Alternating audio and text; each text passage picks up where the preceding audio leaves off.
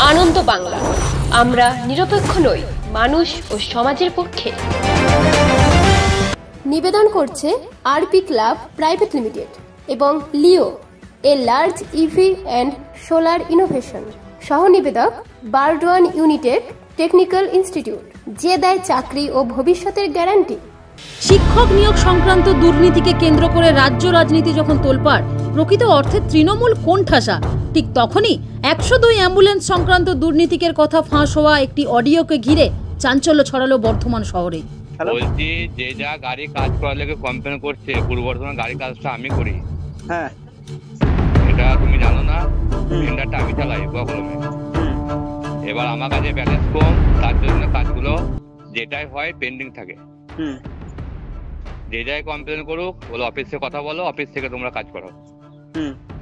ঠিক আছে? আচ্ছা। কারণ গ্যাসটা আমি চালাই বলে অরিজিৎ মানে এটা করতে পারে না। অরিজিৎ কাজ করাই, কাজ দেয়, সবই করে।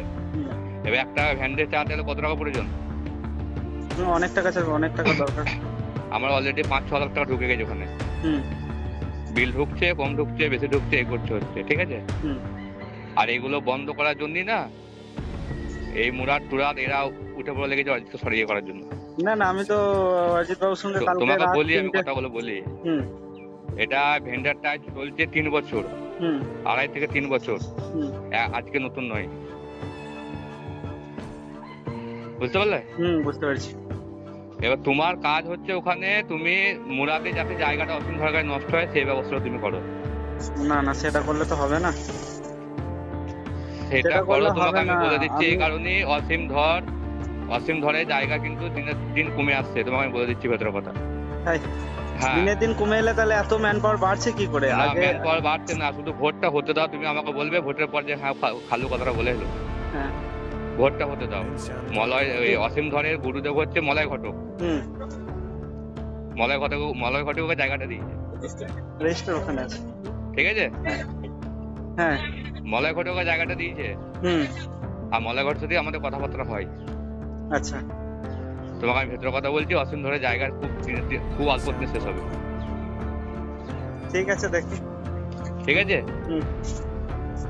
আর এই পূর্ব বর্ধমানে ভাইস প্রেসিডেন্ট হওয়ার জন্য অনেক টাকা অলরেডি আমি দিয়ে রেখেছি, শুধুমাত্র টাকা কামানোর উদ্দেশ্যে। যে ছেলে ঢুকাবো, ছেলে জয়েন করাবো, টাকা পয়সা দরকার। তো সেই জায়গাটা তুমি যখন অসীম ধর আছো, তুমি সবসময় চেষ্টা করবে মুরাদের জায়গাটা খালি করতে। এই একবারই করার দরকার না, একটু একটু খালি করার চেষ্টা করবে। আর এখান থেকে যা কিছু পিনবাজি করছে শুধুমাত্র আমাকে দাবাবার জন্য। অ্যাটেন্ডেন্টের কাছে আছে। ঠিক আছে, আমি সন্ধ্যাবেলায় এর সঙ্গে আলোচনা করছি। তোমার মুরাদের সঙ্গে, মুরাদকে আমি এখনই ফোন করেছিলাম। কালকে আমাদের অরিজিৎ বাবুর সঙ্গে আমি রাত 3টে পর্যন্ত কথা বলেছি, জিজ্ঞেস করে নিও। আর অনেক কিছু বিষয় নিয়ে আলোচনা আছে। আমি মুরাদের সঙ্গে সন্ধ্যায় কথা বলছি। কিন্তু আমি এমন কোনো কাজ করতে পারবো না যেটাতে ছেলেদের ক্ষতি হবে বা ইউনিয়নের ক্ষতি। কিচ্ছু হবে না। ছেলেদের ক্ষতি কি হবে? আরে মুরাদের সাথে থেকে তো ছেলেদের বেশি ক্ষতি হচ্ছে। আজকে মন্তেশ্বরের গাড়ি তুলে চলে গেল, মদ আটকাতে পেরেছে। মন্তেশ্বরে গাড়ি তুলে চলে গেল মেমারিতে, মুরাদ আটকাতে পেরেছে? না না না। আজকে অমল বিশ্বাস কাল থেকে ঘর থেকে মদ আটকাতে পেরেছে? আজকে তাপস নন্দ কালনা ডিউটি করে মদ আটকাতে পেরেছে? আর তোমাকে আজকেও আমি বলে যাচ্ছি, মুরাদ 7 দিন থেকে 10 দিনের মধ্যে মুরাদ। আরে বাবা, মুরাদ যদি সামলাতে না পারে, মুরাদের জায়গায় অন্য কাউকে দেবো। সেটা কথা নয়। অরিজিনাল তো দেখবে অসীমদা, ওভারঅল সবকিছু দেখবে অসীমদা। আর কালকে মুরাদ যখন আমাকে কোনো একটা ইস্যু নিয়ে ফোন করলো, তখন তো আমি ডাইরেক্ট অরিজিৎ বাবুকে ফোন করিনি। আমি তো সেটা জাজমেন্ট করেছি। জাজমেন্ট করার পরে অরিজিৎ বাবুকে এমনি আমি ভদ্রভাবে বলেছি জিজ্ঞেস করবে, সমস্ত বিষয়টা নিয়ে আলোচনা করেছি। ওনার ডিস্ট্রিক্টে যা যা সমস্যা আছে সেগুলো নিয়ে আলোচনা করেছি। আমি এমন কিছু করতে পারবো না যে ছেলেদের ক্ষতি হবে বা ইউনিয়নের ক্ষতি হবে। আমি যেখানে উপকার করতে পারবো না সেখানেই স্টপ হয়ে যাবে, বুঝতে পারলে? আমি সন্ধ্যায় কথা বলবো। আজ পূর্ব মেদিনীপুর এসছি, এদের মেডিকেল কলেজে আছি। আমি সন্ধ্যায় ফোন করবো। অডিও থেকে জানা যাচ্ছে, জনৈক ব্যক্তি আইএনটিটিউসি শহর অ্যাম্বুলেন্স সভাপতি হওয়ার জন্য অনেক টাকা ঢেলেছেন। এছাড়া গাড়ির কাজের জন্য নাকি 5 লক্ষ টাকা খরচ করে বসে আছেন। ইনি কোনো এক 102-এর চালক তথা তৃণমূল আইএনটিটিউসির কর্মী বা নেতা। তার লক্ষ্য ইউনিয়নের সভাপতি হয়ে অ্যাম্বুলেন্সের জন্য চালক ও অ্যাটেন্ডেন্ট নিয়োগের মাধ্যমে অনেক অর্থ উপার্জন করা। এই অডিও সত্যতা যাচাইয়ের জন্য আমরা ফোন করি শাহিদুর রহমানকে। জানা যায় দ্বিতীয় ব্যক্তিত্ব ছিলেন শাহিদুর রহমান 102 ও আইএনটিটিউসির একজন কর্মী। প্রথম ব্যক্তি মোল্লা আহমেদ মোস্তাফা ওরফে বাপ্পা, উনিও আইএনটিটিউসির একজন কর্মী ও 102 অ্যাম্বুলেন্সের চালক। শুনে নেব শাহিদুর রহমান কি বলছেন। হ্যালো, হ্যাঁ হ্যালো, শাহিদুর ভাই বলছেন? হ্যাঁ বলছি। বলছি আপনাদের একটা অডিও শুনতে পেলাম, মোল্লা আহমেদ মোস্তফা কে হয়? আপনি কে বলছেন? আমি আনন্দ বাংলা থেকে বলছিলাম। ওটা মেসো হয়। মেসো হয়। অ্যাকচুয়াল ঘটনাটা কি হয়েছিল? যে আপনাকে ওইভাবে বললো যে সরিয়ে দিতে হবে, মুরাদকে সরাতে হবে, এই ঘটনাটা একটু জানতে চাইছি আমরা। ঘটনাটা ওটা তো বর্ধমান ডিস্ট্রিক্ট, আমি থাকি কলকাতা ডিস্ট্রিক্টে।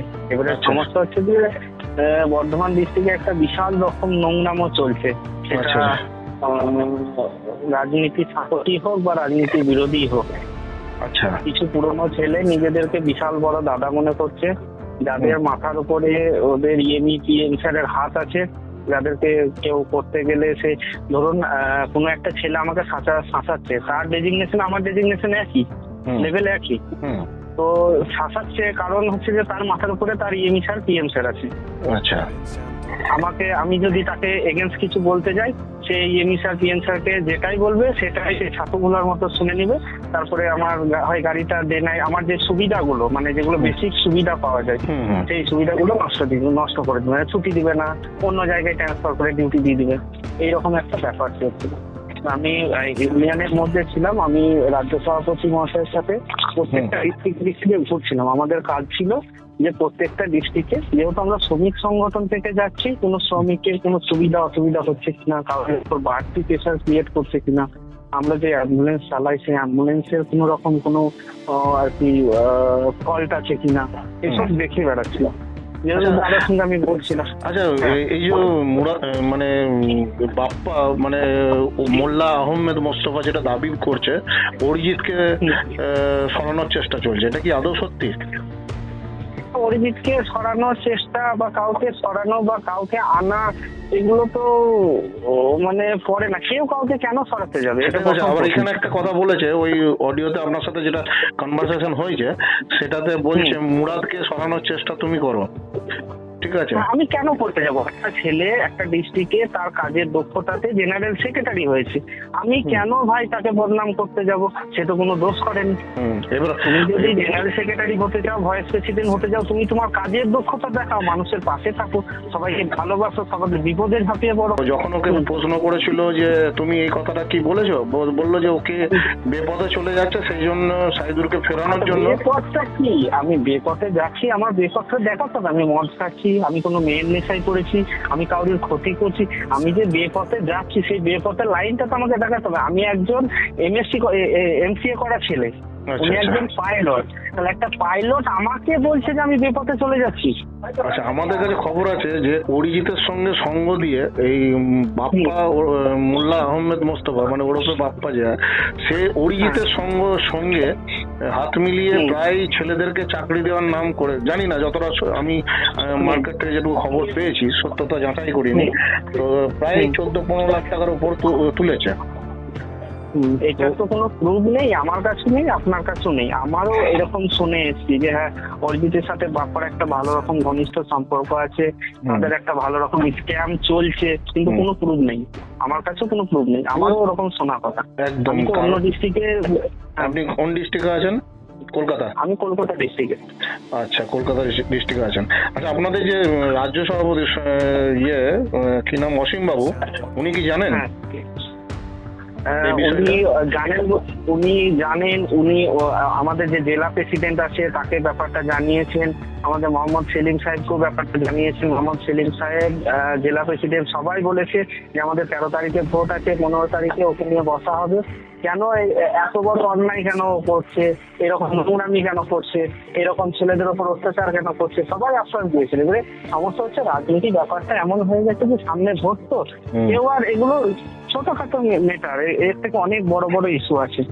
ছোটখাটো মেটার এটা আপনাকে যেভাবে বোঝাচ্ছিল, তো আমরা এটুকু তো ধরে নিতে পারি যে মোল্লা আহমেদ মোস্তফা ওরফে বাপ্পা তো ভেতরে ভেতরে কিছু একটা চালিয়ে যাচ্ছে, যেটা হচ্ছে মানে আমরা কি বলবো যে করাপশন টাইপের একটা চিন্তা ভাবনা। আমারও এটাই মনে হয় যে মোল্লা আহমেদ মোস্তফা ভেতরে ভেতরে কিছু একটা বড় রকম স্ক্যাম চলছে, নাহলে ওর পাওয়ার এতটা আসে কোথা থেকে? কারণ উনি বলছেন যে আমি পদ পাওয়ার জন্য 5 থেকে 6 লক্ষ টাকা দিয়েছি, তো এই টাকাটা কাকে দিয়েছে এটা আমিও জানি না কাকে দিয়েছে। ও বলছে যে আমি প্রেসিডেন্ট হতে চাইছি, সেটা ওর ব্যক্তিগত ব্যাপার। ও প্রেসিডেন্ট হওয়ার জন্য কাকে টাকা দিবে না দিবে সেটা আমার দেখার কাজ নেই। আমার সঙ্গে কথা হয়েছে, আমার মূল কথা ছিল যে আমি তোমার কথায়, তুমি আমার মেসো হও, বাড়িতে মেসো হও, বাড়িতে এসো, মুরগি কেটে খাইয়ে দেবো, কিন্তু আমি তোমার কথা শুনে কোনো মানে নিষ্পাপ ছেলের ক্ষতি করতে পারবো না বা কোনো ইউনিয়নের ক্ষতি করতে পারবো না। যেদিন আমি কাউকে উপকার করতে পারবো না সেখান থেকে বেরিয়ে যাবো। ঠিক আছে, আপনি আমাদের সঙ্গে বলুন বলুন বলুন বলুন। আমি একটা জায়গায় কনফিউজ হয়ে যাচ্ছি যে যার বিরুদ্ধে এত এলিগেশন আছে তারপরও সেই ডিস্ট্রিক্টের ইএমই সিএম, মানে একটা সামান্য 10 টাকা যদি একটা পেশেন্টের কাছ থেকে কোনো পাইলট নেয়, তাকে তারপরের দিন সকালে ডিউটি দেয় না, বসিয়ে দেয়। বড় এলিগেশন আছে। আপনাদের এখানে ইএমই কে আছে বর্তমানে? এরা সবাই জানে, এদের সবাইকে রেকর্ডিং পাঠানো হয়েছে, কিন্তু কোনো রকম কোনো স্টেপ নেয় না। ইএমই কে আছে? ইএমই নামটা কি? ইএমই নামটা একটু জানতে পারবো? অরিজিৎ, ওই যাকে সরানোর চেষ্টা করছে। হ্যাঁ হ্যাঁ। সাইদুর রহমানের বক্তব্য শোনার পর আমরা যোগাযোগ করি আইএনটিটিউসির 102 ও 108-এর রাজ্য সভাপতি অসীম ধরের সাথে। তিনি কি বলছেন আমরা শুনে নেব। হ্যালো, অসীম বাবু বলছেন? হ্যাঁ বলছি। একটু মতামত চাইছি আমি আনন্দ বাংলা থেকে বলছিলাম। নমস্কার। বলছি মোল্লা আহমেদ মোস্তফা ওরফে বাপ্পা, আচ্ছা, একটা অডিও ভাইরাল, পূর্ব বর্ধমান, একটা অডিও ভাইরাল হয়েছে। উনি নাকি দাবি করেছেন এখানকার প্রেসিডেন্ট হওয়ার জন্য, সভাপতি হওয়ার জন্য উনি 5 থেকে 6 লক্ষ টাকা দিয়েছেন, খরচা করেছেন। টাকার কথা জানি না, আমি ভিডিওটা পেয়েছিলাম। তো আমি এটা আমার ওখানকার যে আমাদের সভাপতি ছিলেন আগে, তাকেও দিয়েছি, আর এখন বর্তমান যে আছেন তাকেও পাঠিয়ে দিই। ঠিক আছে? আচ্ছা, দেখুন আমি মমতা ব্যানার্জির নেতৃত্বে, অভিষেক বন্দ্যোপাধ্যায়ের নেতৃত্বে এবং আমার সর্বোপরি ঋতুপদ বন্দ্যোপাধ্যায়ের নেতৃত্বে আমরা যে মানুষের যে আমাদের যে ট্রেড ইউনিয়নটা আমরা করি, যে কর্মীদের সাথে আমরা 24 ঘন্টা আমি ডিউটি থাকি। আমি একটা কিন্তু কর্মী, আমি যতই পদে থাকি না কেন আমি একটা কর্মী। ঠিক আছে? এবার হচ্ছে আমার কাজ হচ্ছে আমার কর্মীরা যাতে সঠিকভাবে থাকে, সুন্দরভাবে থাকে, এবং যে আমাদের পরিষেবাটা 102, 108 যে পরিষেবাটা, এটা হচ্ছে মানুষের নেওয়া পরিষেবা। এই পরিষেবাটা আমাদের মামাটি মানুষ যে পরিষেবাটা সুন্দরভাবে পায়, ছেলেদের আমাদের বলা আছে। এই যে দাবি করছে যে 5 থেকে 6 লক্ষ টাকা আমি দিয়েছি আমি ছেলেদেরকে চাকরি দেওয়ার জন্য, টাকা কামানোর জন্য, ঠিক আছে, এটা তো আপনি কি বলতে চাইছেন? শুনেছি, আমি এটাই বলছি। এরকম কোন ছেলে, এর নামটা আমাকে এসেছিল, হ্যাঁ, এ আমাকে ফোন করেছিল, দাদা আমি এখানটা ভাইস প্রেসিডেন্ট। না ভাই, এটা তোমার কেউ উড়ে আসবে, তুমি কে? না তুমি, আমি এবার তুমি কর্মী মতন থাকো, তুমি যদি কর্মী হয়ে থাকো কিন্তু আমার ইউনিয়নের কেউ নয়। ও দাবি করেছে নাকি, ও দাবি করেছে ইলেকশনের পর আপনার নাকি গদি থাকবে না। ওকে আমার নেতৃত্ব হচ্ছে ঋতুপদ বন্দ্যোপাধ্যায়, আমার নেতৃত্ব আমাকে যে দিয়েছে দায়িত্ব সেটি ঋতুপদ বন্দ্যোপাধ্যায়। এমনকি কথা হচ্ছে মলয় ঘটকের সাথেও নাকি ওনার কথাবার্তা হয় এই বিষয়ে। আমি তো জানি না দাদা, মলয় ঘটক এমন লোক নয় যে ওর সঙ্গে কথা বলবে, ও কোনো এত বড় ও কোনো নেতা নেত্রী নয়। ঠিক আছে? ছেলেটাই হচ্ছে 2 নম্বর ছেলে। ঠিক আছে? আমার যেটা মনে হচ্ছে, আমার দেখুন, আমার ছেলেদের তো অনেক অত্যাচার হয়েছিল আমি নেওয়ার আগে। এই কোম্পানি যেভাবে অত্যাচার করতো আমার ছেলে মেয়েদের, মানে আনলিমিটেড, সেটা আপনি যদি ওদের মুখ থেকে শোনেন আমার মনে ভালো হবে যে কিভাবে। তখন আমাকে ঋতুপদ বন্দ্যোপাধ্যায় বললো যে দেখো এদের উপর অত্যাচার হচ্ছে, দেখো তুমি এটা দেখো। সেই পরিপ্রেক্ষিতে আজকে আমরা যে কোনো ছেলেকে জিজ্ঞেস করিনি, আমি লাস্ট 1 মাস আগে রাত্রি 3টে অব্দি সার্ভে করেছি প্রতিটা বেসে, মানে প্রতিটা হসপিটালে গিয়ে যে কি অবস্থা তোমাদের। এবং ওদের আপনি নিজে একবার সার্ভে করে নিন, ওই কোম্পানির প্রতিটা গাড়ি খারাপ, এবং রাত্রিবেলা যে লাইট জ্বালিয়ে যাবে সেই লাইটের অবস্থাও খারাপ, কোনো জায়গায় হোটেল নেই, কোনো গাড়ি কিছু নেই। ওগুলো তো অবশ্যই ম্যানেজমেন্ট দেখবে, কিন্তু আমাদের বক্তব্য হচ্ছে আমরা যেটা পেয়েছি, আমাদের কেউ নয়, ইউনিয়নের কেউ নয়, কে কি বলছে না আমার আপনারা কি স্টেপ নেবেন? আমাদের স্টেপ নেবো, যেহেতু আমাদের ভোট আছে, ভোটটা পুজলেই আমরা 13 তারিখে ভোট শেষ হচ্ছে পূর্ব বর্ধমানে।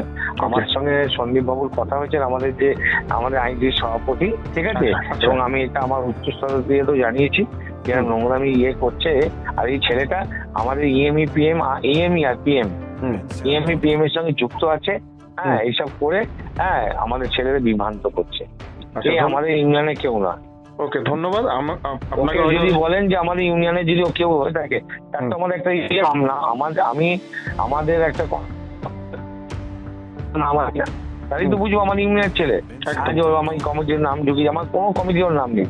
এরকম ছেলে আমরা নিই না, যারা ছেলেদের থেকে টাকা সংগ্রহ করে, যারা এই টাকা নিয়ে প্রলোভন করে, এইসব ছেলেকে আমাদের ইউনিয়নে রাখা চলবে না। সুব্রত বন্দ্যোপাধ্যায়ের নেতৃত্বে, আমরা একদম মামাটি মানুষের নেতৃত্বে, অভিষেক বন্দ্যোপাধ্যায় ও মমতা ব্যানার্জির নেতৃত্বে আমরা এইসব কোনো জিনিসে সহ্য করবো, করিনি, করছি না, করবো না। আচ্ছা, আর একটা খবর আপনাকে বলি, ওরই কোনো ডিপার্টমেন্টাল হেড হয়তো অরিজিৎ পাল, দুর্গাপুরে বাড়ি হবে, তো ওনাকে ধরেছিলাম, উনি বলছেন ওই অরিজিৎ পাল আর পিএম আরেকটা ইএমই আছেন, ওর নাম হচ্ছে গৌতম মোদী, এরা সব একটা, এই তিনজন, এরা দুটো ইএমই, একটা পিএম, আর হচ্ছে আপনার ওই কি বলে, ওই কি মোল্লা, কি বললেন, হ্যাঁ মোল্লা মোস্তাফা, যে আমি নাম জানি না,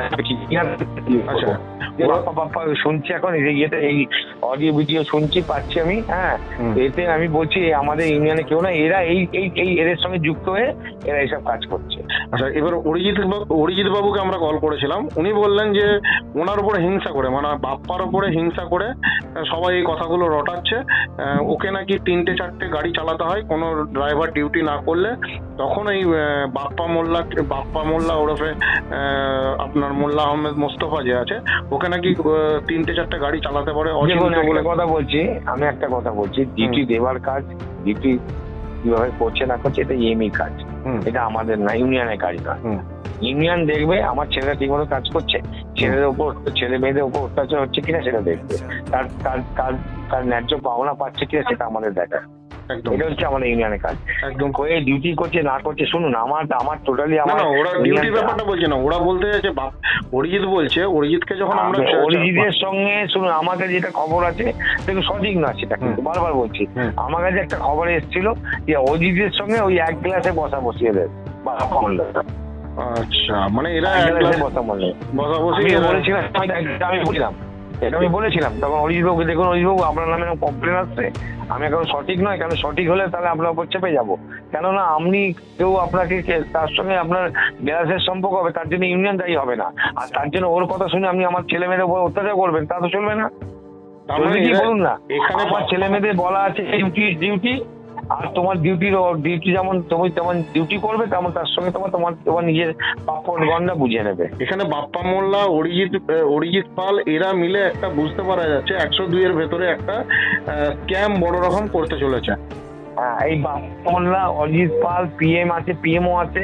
আমি শুনুন, আমি আপনাকে বলছি, আমি রাত্রি 3টে অবধি আমি কিন্তু মানে প্রতিটা মেডিকেল ঘুরেছি, গাড়ির অবস্থা দেখেছি, গাড়িগুলো অবস্থা একবার আপনি যখন সাংবাদিক, আমি আমার আইনটিসির পক্ষ থেকে রিকোয়েস্ট করছি, এই সিভিকে কোম্পানি কিভাবে 5,000 কিলোমিটার চলে গেছে তবু গাড়িকে চালাচ্ছে, কোনো গাড়িতে হুটার নেই, প্রতি গাড়িতে জ্যাক নেই, প্রথমত জ্যাক নেই।